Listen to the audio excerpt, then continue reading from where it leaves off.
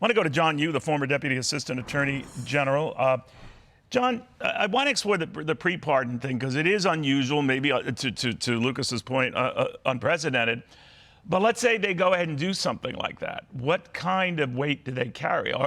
Can you even do it, period?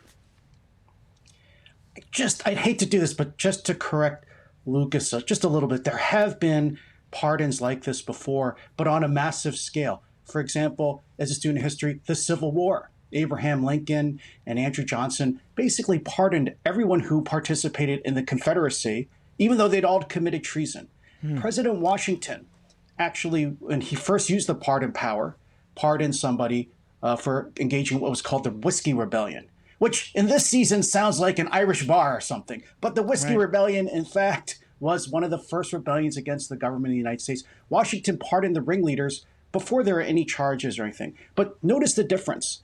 Those pardons were done for the national interest, to heal the country. Here, Biden is doing these pardons to save a family member, Hunter, and then maybe to save members of his administration. That's a sad end to a failed presidency, right? At the end of your presidency, you're pardoning people in your administration because you're afraid of what's coming next. Well, I can see your distinction there that you've made. I don't want to argue with you, John, but I am wondering, there's a difference between someone who participated or is charged with participating in a rebellion, a whiskey rebellion you mentioned and everything. There's another one with crimes that have not been outlined yet or charges that have formally come up yet. And I'm wondering, is that a slippery slope? Or would it be considered a retribution campaign? Be careful what you wish for. What do you think? Neil, we're never going to disagree, but like Korean John Prayer, we're just going to wrestle with it a little bit. We're going to wrestle.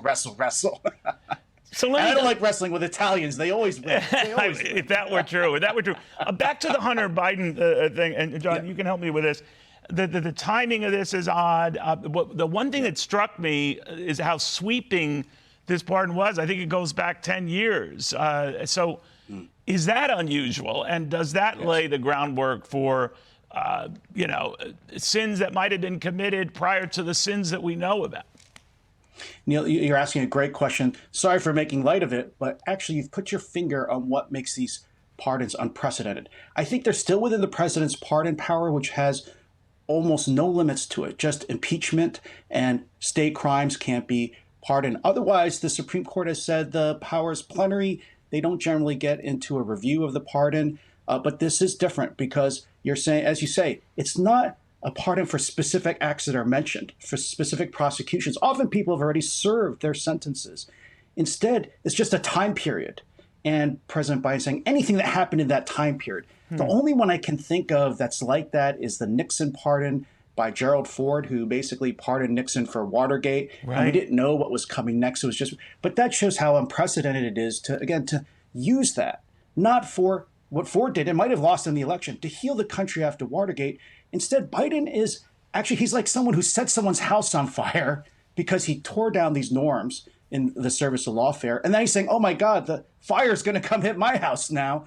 He is worried that the same things that he unleashed for the first time in lawfare are now going to be used by Donald Trump against him. So actually his use of this pardon in an unprecedented way is response to his own crossing of the Rubicon and allowing the use of prosecution to have political effects.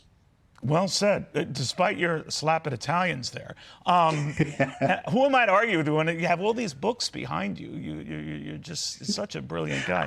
I've even read a few of them. I believe it, and wrote a few of them. John, so good seeing you. Thanks for coming in on Saturday. We'll always enjoy your expertise. Hey everyone, I'm Emily Campagno. Catch me and my co-hosts Harris Faulkner and Kaylee McEnany on Outnumbered every weekday at 12 p.m. Eastern, or set your DVR. Also, don't forget to subscribe to the Fox News YouTube page for daily highlights.